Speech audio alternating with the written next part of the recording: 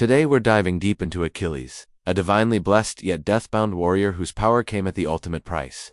Although this legendary hero has gained recent popularity thanks to Madeline Miller's Song of Achilles and the video game, Hades, his story conceals a much darker and more complex bargain with fate itself. Known as the greatest warrior of the Trojan War, Achilles possessed supernatural strength that could cut through bronze armor like paper and speed, so incredible that enemies claimed he moved like lightning across the battlefield. When ancient writers described his attacks, they said his spear strike sounded like thunder, and his war cry could stop armies in their tracks. His mother Thetis was a sea goddess powerful enough to wrestle with Zeus himself, and his very presence on the battlefield could turn the tide of entire wars. What makes this even more chilling is that Achilles knew exactly when and how he would die. He carried this knowledge like a curse, watching every battle through the lens of his approaching doom. Ancient sources tell us he could see the threads of fate itself, and he knew that his greatest victory would also be his last breath. The Greeks didn't just fear him because of his strength, they feared him because he was a man with nothing to lose, who had already traded his future for power. But before we continue, I'm curious, where in the world are you watching this from? Drop your location in the comments below because I love seeing how far these ancient stories travel across the globe. Here's what most people don't know. Achilles didn't just happen to be strong. He made a choice, or rather, his mother made a choice for him that guaranteed his death in exchange for becoming the most feared warrior who ever lived. This wasn't some vague mythological blessing. This was a supernatural contract with specific terms, written in the language of the gods themselves. What was the true nature of this otherworldly bargain? How did his mother's desperate attempt to save him actually seal his doom?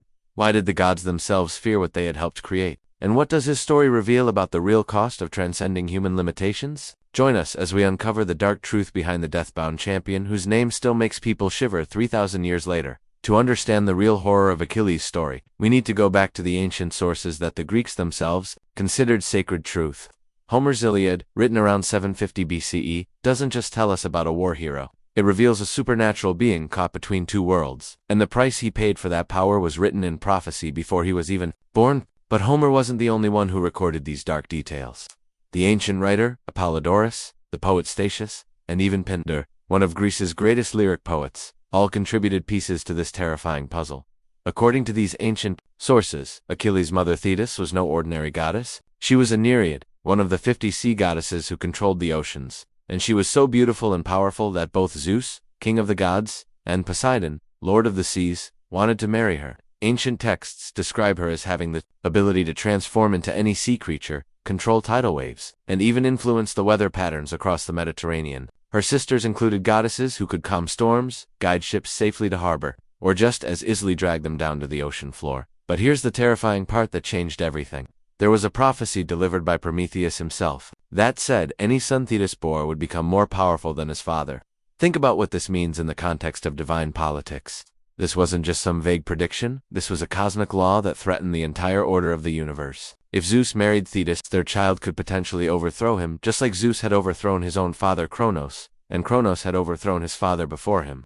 The gods were so terrified of this prophecy that they held an emergency council on Mount Olympus to decide what to do. Their solution was as cruel as it was clever. They forced Thetis, against her will, to marry a mortal man named Peleus. The logic was simple. If her husband was mortal, then surely her son's power would be limited by his human blood. But prophecies, especially ones delivered by titans, have a way of finding loopholes that even the gods don't see coming. The wedding of Thetis and Peleus was attended by all the gods and goddesses except one, Eris, the goddess of discord, who wasn't invited. In revenge, she threw a golden apple marked for the fairest into the wedding party, which eventually led to the judgment of Paris and, ultimately, the Trojan War itself. Even at Achilles' parents' wedding, the seeds of his destruction were being planted. If you're enjoying this deep dive into the darker side of mythology, hit that subscribe button because we're about to uncover secrets that most people never hear about these ancient stories. When Achilles was born, Thetis immediately knew her son was different. Ancient sources tell us that the baby glowed with an inner light. His eyes held an otherworldly intelligence, and when he cried, the sound carried across the waves like a siren's call. But Thetis also knew, through her divine sight, that her son was destined for greatness and early death. She could see two possible futures stretching out before him like parallel paths. One where he lived a long, peaceful life as a nobody, forgotten by history, and another where he achieved eternal fame and glory but died young on a foreign battlefield. This is where most retellings get the story wrong. They make it sound like Thetis had an easy choice between safety and glory. But according to Statius and other ancient writers, the choice was much more complicated and much darker. The prophecy about her son wasn't just about fame or obscurity. It was about power that could reshape the world. The same divine blood that made Zeus and Poseidon desire her also made her son a potential threat to the cosmic order. The gods were watching, waiting to see what she would do. Here's where the story gets truly horrifying. Thetis made a decision that would haunt both her and Achilles forever. She decided to try to cheat fate itself. According to the ancient sources, she took her infant son to the River Styx, the boundary between the world of the living and the dead. This wasn't just any river, it was so powerful that the gods themselves swore their most binding oaths on its waters. When Zeus wanted to make an unbreakable promise, he swore by the Styx. When the gods needed to settle disputes, they used the Styx as their witness. It was, in every sense, the most sacred and dangerous force in the universe. Thetis held baby Achilles by his heel and dipped him into the Styx's black waters. The ancient writers describe this moment as the river itself, recognizing the child's divine heritage and accepting him into its power. The water didn't just make him invulnerable, it marked him as belonging to the underworld. Think about what this means. Thetis literally baptized her infant son in death itself. She made a deal with the forces of the underworld, trading his mortality for power, but the river's magic came with conditions that Thetis either didn't understand or chose to ignore. The spot where her fingers held him, his heel remained mortal and vulnerable. This wasn't an accident or oversight. According to ancient Greek understanding, every supernatural gift requires a price, and every protection requires a weakness. The Styx had accepted Achilles, but it had also claimed him. The river would make him nearly immortal in battle, but it would also ensure that one day it would collect its due. Ancient Greeks understood this wasn't just magic, it was a binding contract with death itself. The river Styx had claimed Achilles as its own, and one day, it would call him home. Achilles grew up knowing he was basically immortal in battle, able to walk through arrow storms and sword strikes without fear. But he also grew up knowing that this gift came with an expiration date that was getting closer every day. The prophecy was clear. He could choose a long life in obscurity or a short life with eternal glory. His mother's desperate attempt to save him had actually made the choice for him. When Achilles reached adulthood, word of his supernatural abilities had spread across the ancient world. He commanded the Myrmidons, an elite force of 2,000 warriors who followed him without question. Ancient sources say these weren't just regular soldiers, they were descendants of ants that Zeus had transformed into humans during a plague that had wiped out the original population of their island. These warriors shared an almost supernatural loyalty to their leader, and they fought with the same relentless determination as their insect ancestors stopped by the time the Trojan War began. Achilles wasn't just another prince looking for glory, he was a walking supernatural weapon, blessed by the gods but marked for death, leading an army that would follow him straight into the underworld if he asked them to. The other Greek leaders knew exactly what they had in Achilles, not just a warrior, but a force of nature that could end the war, even if it meant his own destruction in the process. When ancient writers tried to describe Achilles in battle, they struggled to find words that could capture what witnesses actually saw. This wasn't just a handsome warrior with good training, this was something that existed on the border between human and divine, and his physical presence reflected that supernatural duality in ways that both inspired and terrified everyone who encountered him. According to Homer and other ancient sources, Achilles stood taller than most men, but not unnaturally, so around 6 feet in height, which was considerable for the Bronze Age when most people were significantly shorter. But it wasn't his size that made people stop and stare. It was the way he moved, like gravity affected him differently than everyone else. Ancient witnesses described his movements as fluid and precise, as if he could see the path of every weapon. Before it was even thrown, when he walked, there was no wasted motion, no uncertainty, every step looked like it had been planned by the fates themselves. His most striking feature was his hair, which ancient sources consistently describe as golden and flowing, but not in any ordinary way. Multiple writers mention that his hair seemed to catch light even in darkness, and when he was angry or preparing for battle, it appeared to move on its own, as if touched by divine wind. The poet Ovid wrote that looking at Achilles' hair was like staring at molten gold, and that enemies could spot him from across entire battlefields just by that supernatural gleam. But it was his eyes that truly revealed his otherworldly nature. Ancient descriptions consistently mentioned that Achilles' eyes were an unusual pale blue or gray, a color so striking that people remembered it years later. More unsettling was the way they seemed to see too much. Witnesses claimed that when Achilles looked at you, it felt like he was seeing not just who you were, but who you had been and who you might become. Some ancient writers suggested this was because the River Styx had given him a form of prophetic sight, allowing him to glimpse the threads of fate that connected all living things. The most terrifying aspect of his appearance was what happened to his skin during battle. According to multiple ancient sources, when Achilles fought, his flesh took on an otherworldly quality that made it clear he was protected by forces beyond human understanding. Weapons would strike him and simply slide off, leaving no mark, no bruise, nothing. But more than that, his skin seemed to glow with an inner light during combat, as if the divine protection was visible to anyone who looked closely enough. Enemy soldiers reported that attacking Achilles was like trying to wound a statue made of living marble. Your sword would connect, but it felt like hitting stone. His armor, forged by Hephaestus himself, was less like equipment and more like a second skin. The ancient sources describe it as being made from materials that didn't exist in the mortal world, metals that never tarnished, never dented, and seemed to respond to Achilles' thoughts and movements. The shield alone was said to contain images of the entire world, moving and changing like a window into different realms. When Achilles wore this armor, he didn't just look like a warrior, he looked like war itself had taken human form. But perhaps the most chilling detail, recorded by ancient witnesses, was how Achilles' presence affected the battlefield around him. Animals would flee before he arrived, as if they could sense something predatory approaching. The temperature seemed to drop when he entered a fight, and some soldiers swore they could hear whispers in unknown languages when he passed by. This wasn't just fear or superstition. Multiple independent sources described the same phenomena, suggesting that Achilles carried something of the underworld with him, wherever he went. The paradox of his appearance was that despite all these supernatural elements, he was still recognizably human in ways that made his otherworldly qualities even more disturbing. He could laugh, cry, show affection to his friends, and display all the emotions and expressions of any young man. But underneath that familiar humanity was something vast and terrible, like looking at a calm ocean surface, while knowing that unimaginable depths lie beneath. Ancient Greeks understood that this combination, divine power trapped in human form, was inherently tragic and dangerous. The supernatural abilities that Achilles possessed weren't just impressive, they were reality-bending powers that challenged the very laws of nature and mortality. Ancient sources document these capabilities with the kind of specific detail that suggests witnesses were trying to record exactly what they had seen, no matter how impossible it seemed. His most famous ability was his near-complete invulnerability, granted by the River Styx's dark blessing. But this wasn't just about being harder to kill. It was about existing in a state between life and death that allowed him to ignore physical laws that bound everyone else. Ancient warriors who fought alongside Achilles described watching arrows pierce his body and simply fall out the other side, leaving no wound.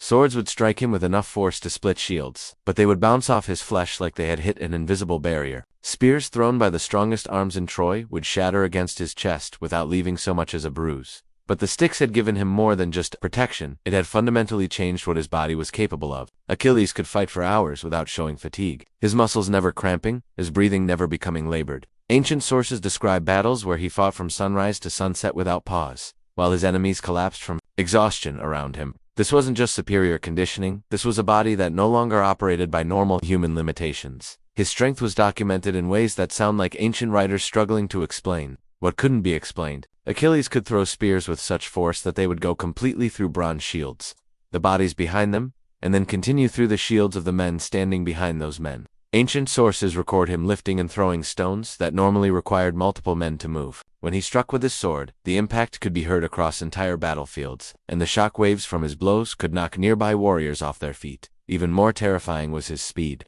Ancient witnesses described Achilles moving so fast in battle that he seemed to disappear and reappear in different locations. Enemy soldiers would swing at where he had been, only to find empty air, before feeling his spear in their backs. Homer writes about Achilles chasing Hector around the walls of Troy 3 times, and other warriors on both sides stopped fighting just to watch this supernatural chase, knowing they were witnessing something beyond normal human capability. But perhaps his most unsettling ability was his prophetic awareness of death, both his own and others. Ancient sources consistently mention that Achilles could look at warriors and know how and when they would die. He would sometimes warn allies to avoid certain parts of the battlefield, or tell enemies exactly how their deaths would come. This wasn't guesswork or psychological warfare. Multiple ancient writers record specific instances where Achilles' predictions came true and precise, detailed days or weeks later. This death sight extended to his awareness of his own fate. Unlike other heroes who might have vague prophecies or uncertain dooms, Achilles knew exactly when, where, and how he would die.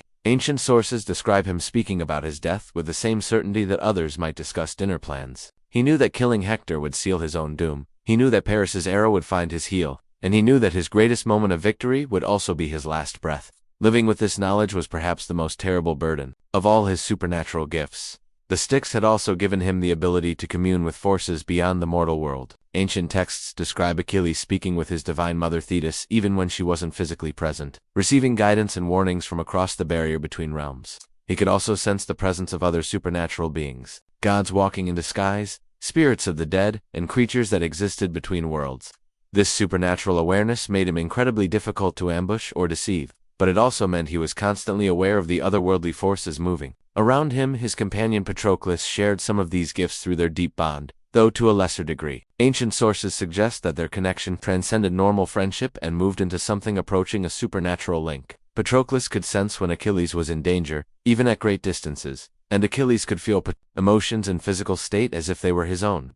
When Patroclus died wearing Achilles' armor, this connection didn't break. It transformed into something even more powerful and terrible. The Myrmidons who followed Achilles were also touched by his supernatural nature. Ancient writers describe them as fighting with inhuman coordination, moving together like a single organism rather than individual soldiers.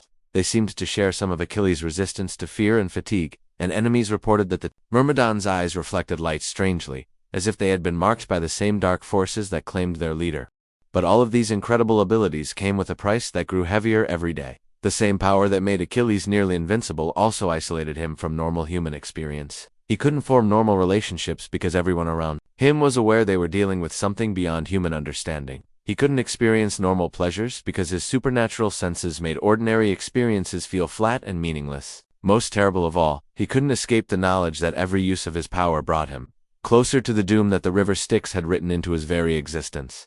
The story of Achilles represents something far more disturbing than most people realize. It's a perfect illustration of what happens when someone transcends human limitations and the terrifying price that transcendence demands. Ancient Greeks didn't see this as just another hero's tale.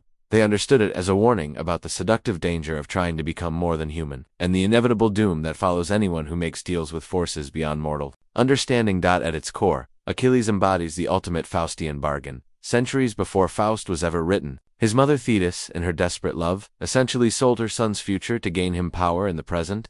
This wasn't just about trading a long life for a short one. It was about trading human limitations for supernatural abilities, and discovering that those abilities came with costs that no one had fully understood when the deal was made. The River Styx baptism represents something profoundly disturbing about the nature of power itself. In ancient Greek understanding, the Styx wasn't just a river, it was the boundary between life and death, the place where oaths became unbreakable and debts became eternal. When Thetis dipped Achilles into those dark waters, she was essentially signing a contract written in the language of cosmic forces.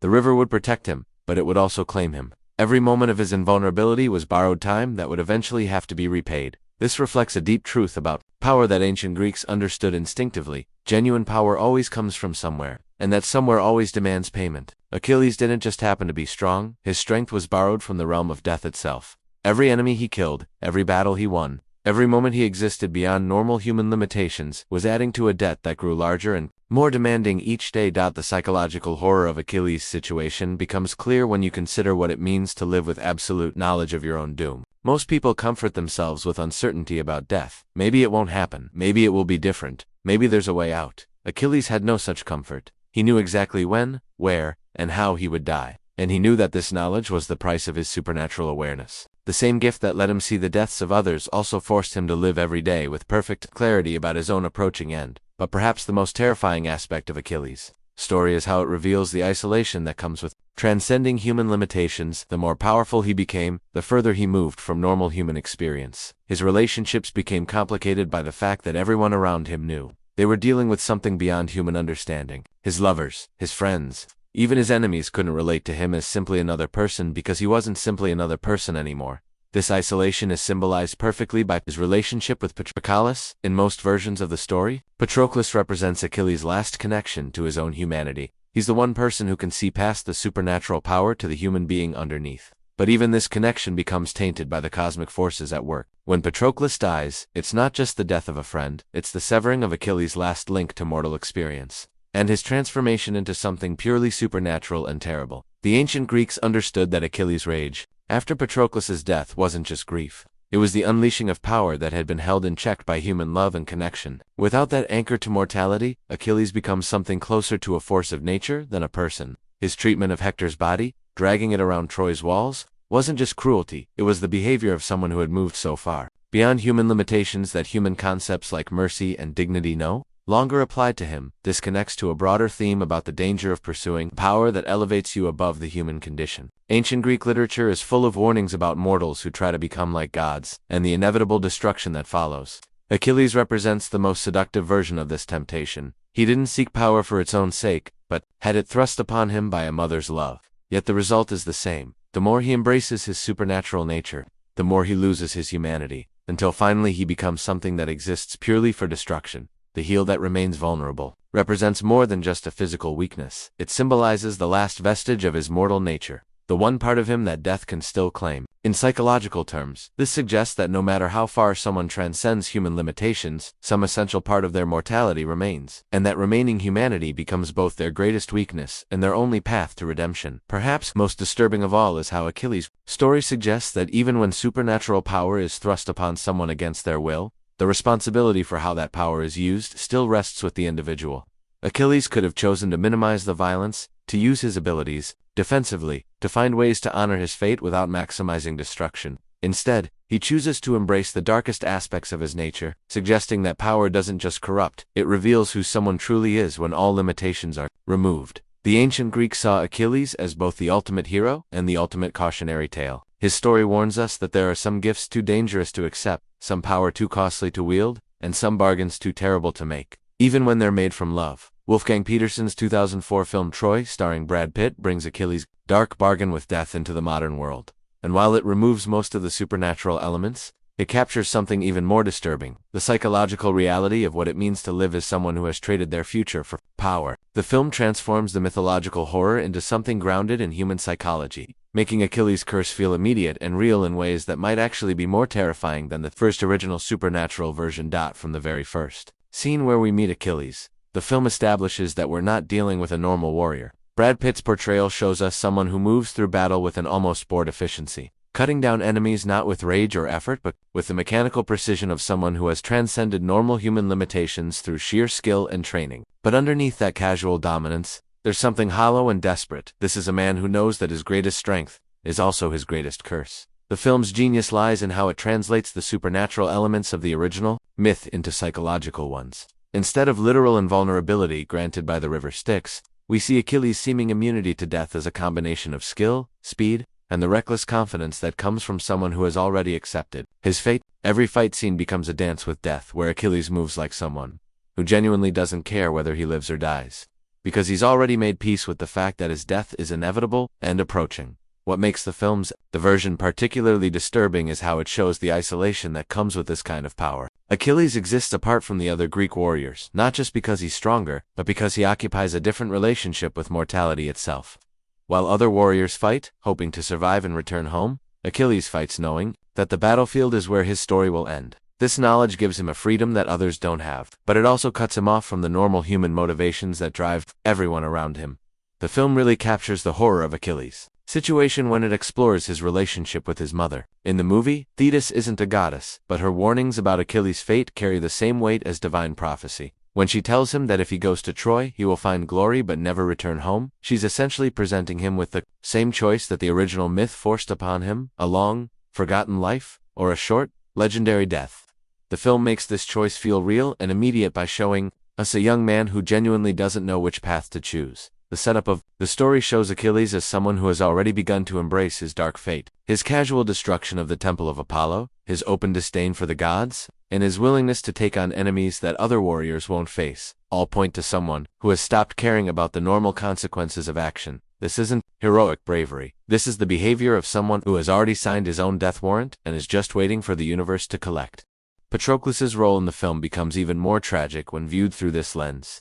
He represents Achilles' last connection to the possibility of a normal life, the one person who might be able to pull him back from the edge of his own destruction. But the film shows us that this connection, rather than saving Achilles, actually seals his doom. Patroclus' death doesn't just make Achilles angry, it removes the last thing that was keeping him anchored to humanity and concern for his own survival. The deception at the heart of the film's narrative is Achilles' belief that he might be able to have both glory and love, both legendary status and personal happiness. The movie shows him genuinely trying to find a middle path, especially through his relationship with Brad. But every attempt to hold on to something beyond warfare and death only serves to remind him that he's already committed to a path that leads nowhere, but to his own destruction. When Patroclus dies, wearing Achilles' armor, the film captures something absolutely chilling about the nature of fate and identity. Patroclus dies because he's mistaken for Achilles, but in a deeper sense, he dies because he tried to take on Achilles' role without understanding the cosmic forces that Achilles has been struggling against. The film suggests that the curse that follows Achilles isn't just about his individual fate, it's something that spreads to anyone who gets too close to him. Achilles' final transformation after Patroclus' death is where the film becomes genuinely horrifying. Brad Pitt's performance shifts to show us someone who has stopped pretending to be human and has embraced becoming a pure instrument of destruction. His treatment of Hector's body, his systematic slaughter of Trojan warriors, and his complete disregard for mercy or honor all point to someone who has finally accepted that he was never meant to be human. He was meant to be a weapon. The film's climax, where Achilles faces Paris and accepts the arrow that kills him, becomes a moment of almost supernatural resignation. He sees the arrow coming, he knows what it means, and he makes no effort to avoid it. This isn't because he's tired or defeated, it's because he finally understands that this moment was always where his story was meant to end. The film makes his death feel like the completion of a contract that was signed long before the first frame of the movie. What makes Troy so effective as a modern interpretation is how it shows that the core horror of Achilles' story doesn't depend on gods or magic. The real terror lies in what happens to someone who trades their future for power, who accepts that their greatest strength will also be their destruction, and who lives every day knowing exactly how their story will end. The film suggests that this kind of bargain with fate is something that anyone might face, and that the temptation to choose glory over longevity is a fundamentally human struggle that transcends any particular mythology or time period. When we step back and look at the full scope of Achilles' story, what emerges is something far more disturbing and relevant than most people realize. This isn't just an ancient tale about a warrior who died young. It's a perfect illustration of what happens when someone makes a deal with forces beyond their understanding, and how the pursuit of power beyond human limitations inevitably leads to isolation, destruction, and death. The symbolic importance of Achilles' pact with death extends far beyond ancient Greek mythology. His story represents the eternal human temptation to transcend our limitations, to become more than what nature intended us to be, regardless of the cost. Every generation faces this same choice in different forms: the scientist who pushes ethical boundaries in pursuit of knowledge, the athlete who destroys their body in pursuit of greatness, the leader who sacrifices their humanity in pursuit of power. Achilles' story warns us that some bargains are too terrible to make, even when they're offered by those who love us most. What makes his tale particularly chilling is how it reveals that power and protection can become their own form of curse. Achilles' invulnerability didn't free him, it trapped him in a role that demanded he become something less than human. His supernatural abilities didn't grant him happiness or fulfillment. They isolated him from normal human experience and forced him to live every day with the knowledge of his approaching doom. The film Troy captures this perfectly by showing us that even without literal magic, the psychology of someone who has traded their future for present power is inherently tragic and destructive. The story connects to our deepest fears about mortality and the price of ambition. Like Achilles, we all face choices about how much we're willing to sacrifice in pursuit of our goals. We all struggle with the tension between wanting to be remembered and wanting to live peacefully. And we all have to decide whether to accept our human limitations or to push beyond them, knowing that transcendence always comes with a cost that might be higher than we're prepared to pay. Perhaps most disturbing of all is how Achilles' story suggests that some forms of power are inherently corrupting, not because they make us evil, but because they remove us from the shared human experience that keeps us grounded in empathy and connection. The more powerful Achilles became, the more isolated he grew, until finally he existed in a state where normal human concerns like mercy, love, and self-preservation no longer applied to him. This transformation from human to weapon is something that we can see echoes of in our own world, wherever people become so focused on achieving power that they lose touch with their own humanity. The ancient Greeks understood something that we're still struggling to learn, that there are some gifts too dangerous to accept, some power too costly to wield, and some bargains too terrible to make, even when they're offered from love or desperation. Achilles' story serves as an eternal warning that the pursuit of transcendence, no matter how noble the motivation, can lead to a form of damnation that's worse than any merely human limitation. In the end, Achilles represents both our highest aspirations and our darkest warnings. His story reminds us that the human condition, with all its limitations and vulnerabilities, might not be a prison to escape from, but a protection to be grateful for. The price of becoming more than human, his tale suggests, is often becoming less than human, and that's a bargain that no amount of power or glory can ever make worthwhile. If you've made it this far into Achilles' dark tale, then you understand. There's something compelling about these ancient stories that goes far beyond simple entertainment. The myths and legends that have survived thousands of years didn't endure by accident. They contain truths about human nature and the cosmic forces we struggle against that are just as relevant today as they were in ancient Greece. Here at Sanctum, we're dedicated to uncovering the shadow side of these timeless stories, exploring the dark bargains, supernatural curses, and terrible choices that lie beneath the surface of familiar myths. If you want to dive deeper into these mysteries, make sure to hit that like button and subscribe to join our community of seekers who aren't satisfied with the sanitized versions of these tales. We have so much more to explore together, from other heroes who made deals with death, to the gods who granted and demanded these terrible prices, to the modern echoes of these ancient warnings that show up in our contemporary world, whether it's the price Orpheus paid for his music, the curse that followed the house of Atreus, or the dark secrets hidden in seemingly innocent fairy tales.